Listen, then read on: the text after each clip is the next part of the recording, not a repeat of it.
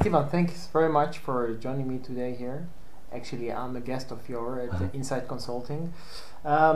Steven, I mailed it and I tweeted already that I really love your second book, The Conversation Company. Thank you. Recommend it really to every marketeer. And one of the things that I really like to start a conversation with is that in the beginning of the book you mentioned that companies really need to start to do a real conversation and to drop the checklist mentality. Yeah. Can you maybe specify what do you mean by checklist mentality? Well, with checklist mentality, I think that a lot of marketeers today, they see a lot of cool stuff happening in the world. They see a Facebook page, they see a Twitter page, and they say, I want it. So they create a Facebook page, cool, they create a Twitter page. Then you have iPads, so we need an app. And we're doing a lot of cool stuff. We win a lot of awards with all the cool stuff. But at the end of the day, you know, there's no connection between all these things. And for instance, I just found a Twitter account of the Bank of America. It says this is the official Twitter account where we will engage and everything. And they have 3,700 followers, and they send it one tweet with it. Okay.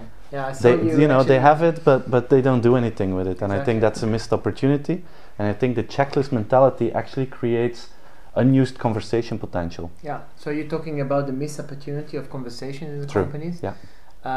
But do companies really care to get into conversation? Well, there's a paradox in business. Almost all companies believe that word of mouth and conversations are the driver of business growth. Exactly, yeah. But only 20% is actively managing them. So, and that's very funny. We all think it's important, but we don't manage it, or we don't know how to manage it. And it's very funny because everybody still believes that the best form of advertising is like an existing client who tells a non-client that you should do business with a certain company. And if we can manage that, and if we can find all unused conversation potential in our company and activate that, I think that will be that's a great opportunity. Yeah.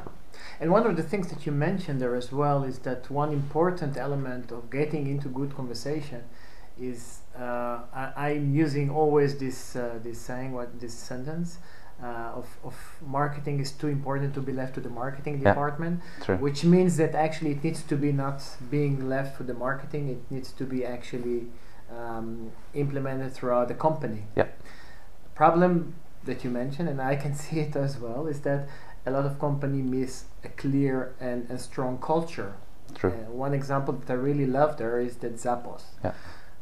Today we are actually in a situation where a lot of people, if you ask them, okay, what is your culture, what are your values, they would not know the answer. And you mentioned, okay, one of the pillars for successful conversation is actually getting this culture done. Yes.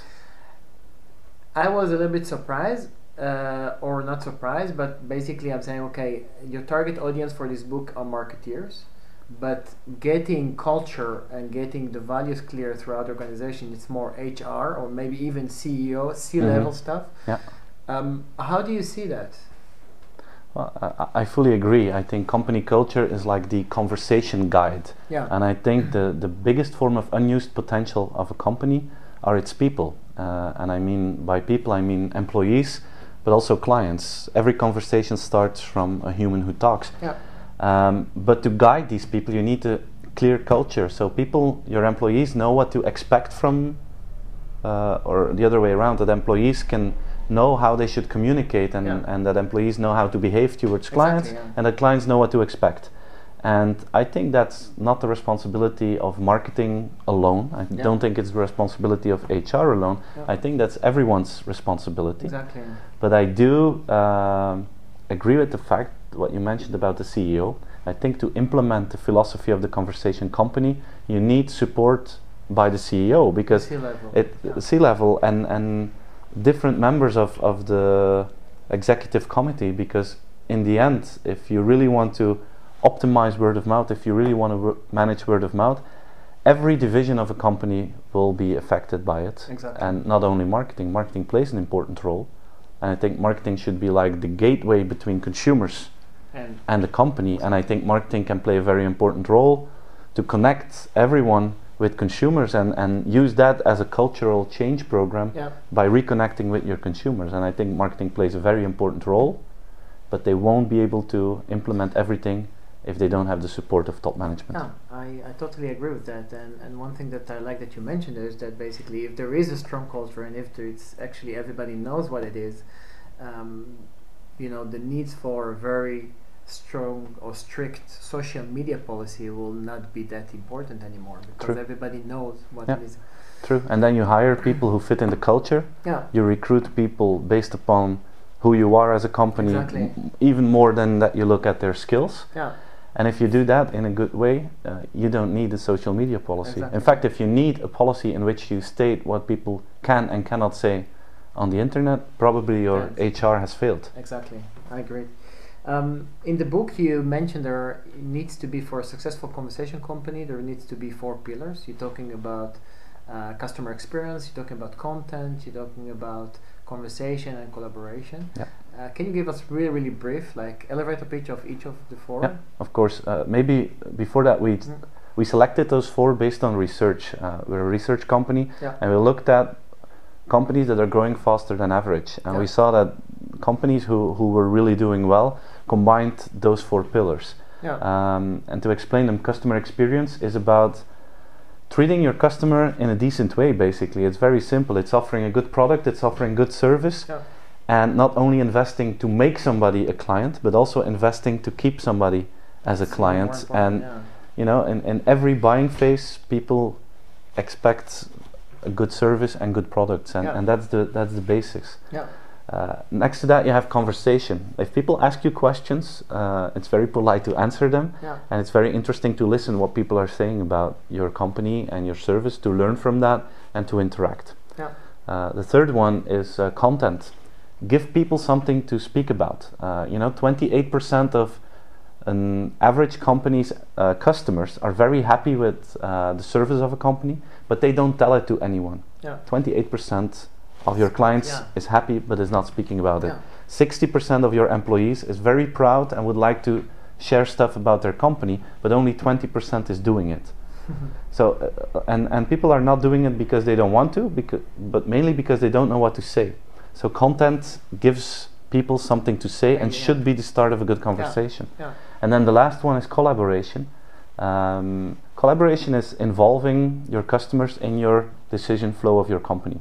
It's actually a proactive form of customer service, that you integrate the opinion of your clients in the beginning of the process and not just at the end. And I think that's the most extreme form of being customer centric.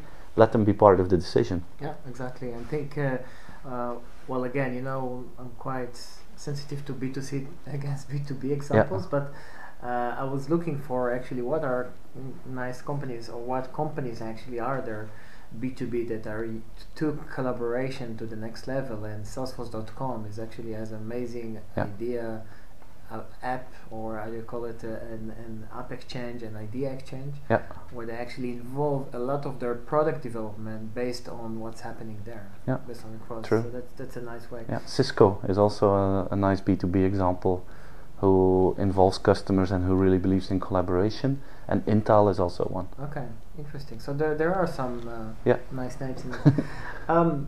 So let me confront you. You're talking a lot about conversation manager, conversation company. You are a managing partner of Insights, a B2B organization. True. How do you manage conversation? How do you see yourself as a conversation company? I think we try to be one. I'm also convinced that there's a lot of stuff that we need to improve and to become the perfect company, like I described it in my book. I do think we do have a very strong company culture. We have 4 values. It's openness, it's forward thinking, innovation, it's dedication, and it's passion. And a lot of our clients are saying that they have the same feeling or the same kind of personalities that they meet if they meet different Insights employees, and the word passion is one that they often use, and that's something that we really like. Customer experience, I think we're doing a good job. I think we have satisfied clients. Our satisfaction scores are very high, but I think we can be more extreme in that. I think we can really make all touch points more conversation worthy. I think some of our things that we do are very conversation worthy, and some are still average. So there is things to do there. I think managing the conversation is something that we're currently doing pretty well. We're listening to everything. We're reacting to that pretty fast with a strong team of people who are not dedicated to the task but just do it as part of their job. So I think we're doing a good job there. Content marketing is something that we're investing in quite a lot. Yep. We do a lot of research basically for free, and we put it on SlideShare. Yep. We reached 1 million views on SlideShare this week, that's just amazing. by people watching our research, and that helps us to become a more conversational brand based upon content that we give people. So I think that's a good one. Collaboration is one that we need to improve in. We talk to our customers, but they're not integrated in our decision flow yet. That's something that's planned for this year, that we create a customer sounding board, a customer consulting group of our clients that know what research is about, that know what marketing is about, and take their advice into consideration in our decisions. That's something that we're not doing yet, and we need to become a conversation company, of course.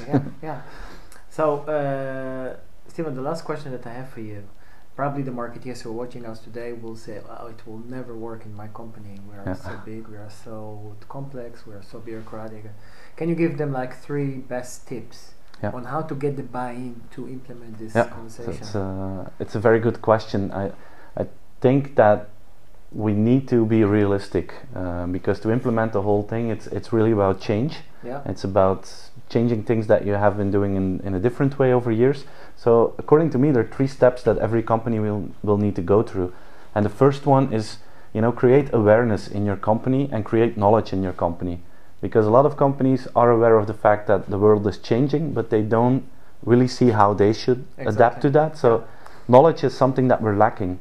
And build a strategy once you have knowledge, not before you have the knowledge. And the second one is start with pilot projects. Don't try to change the entire company, but work with something that is feasible, and try to define projects that also create immediately value for your organization, so that you can succeed and that you can prove to the company that it delivers value. Value can be defined in anything.